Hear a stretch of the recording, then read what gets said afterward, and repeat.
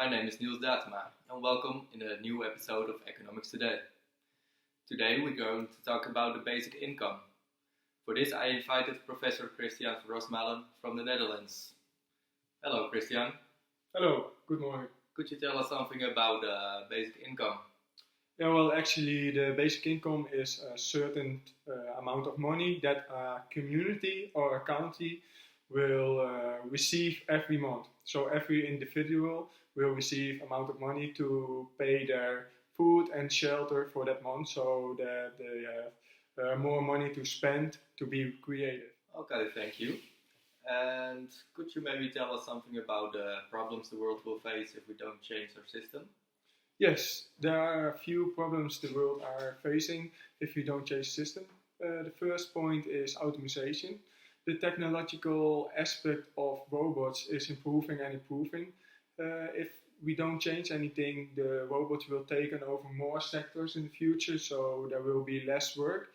The second point is there is a high number of work risk already, so there are a lot of temporary jobs and there are a lot of part-time jobs, and people actually need a safety net where they can rely on, and the basic income could be a good solution to implement that. And the third risk is the overpopulation. There will be born more and more people, so in the future there will be more jobs will be taken over.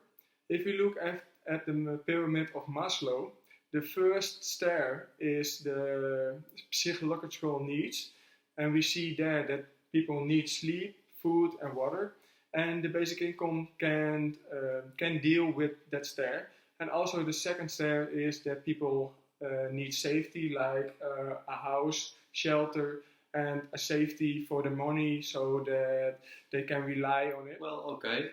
And what do you think are the benefits for the people when we implement this system? The target that we hope to achieve is to eliminate the households that are living below the poverty line. I think that's a really important part of to implement the basic income. And beside that, we want to stimulate people to be more creative, to have more entrepreneurship, and to do more research so they will have more knowledge, because we are living in a knowledge economy. And if you look at the Maslow pyramid again, and we look at the third stage, we see that people need belonging needs, so they need something to start up their own thing. So you could see that to start up their own company, to have a budget to do that. And if you look at the fourth stage, we see that people need esteem needs, so they really achieve something, and people see that they achieve something so that they can share it. And if you look at the 5 star, we see a self-actualization, that people will get more knowledge and will share that into the world to get a better knowledge in the country. Well, and what could be the downsides of this basic income?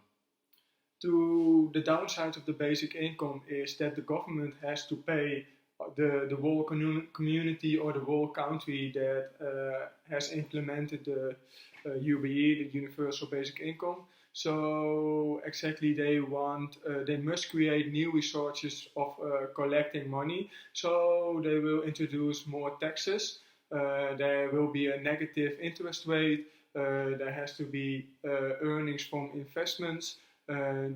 Or they have just decreases in military spending or other factors. So actually we have to redistribute the whole paying system.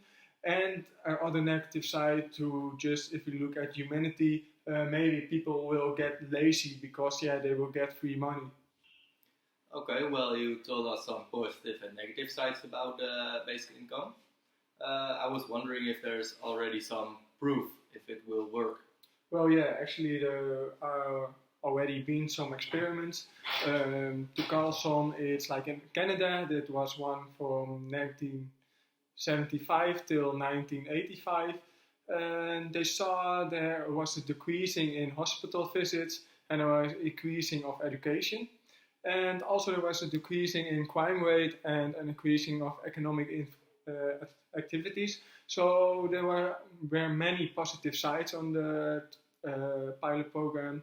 And there are also programs that are planned, and they are like in Canada, in Scotland, India, and France. And there are some programs that are in progress, like in the Netherlands, in Auckland, Brazil, Finland, Italy, Uganda, and Kenya. So they will really differentiate how they fill in the programs, because in Uganda, people get a really small certain amount of money, and they will look if how many people will get more educated. And like in other countries, they will receive a higher amount of money, and they will evaluate it how they experience it, and if it is a good point to get for the future to get rid of automation, overpopulation, and job risk. Okay, I would like to thank you, Professor, for sharing this information with us. If you have more questions, please go to our website, economicstoday.com. Next week, we will have a new visitor, and I would like to see you again. Thank you. Goodbye.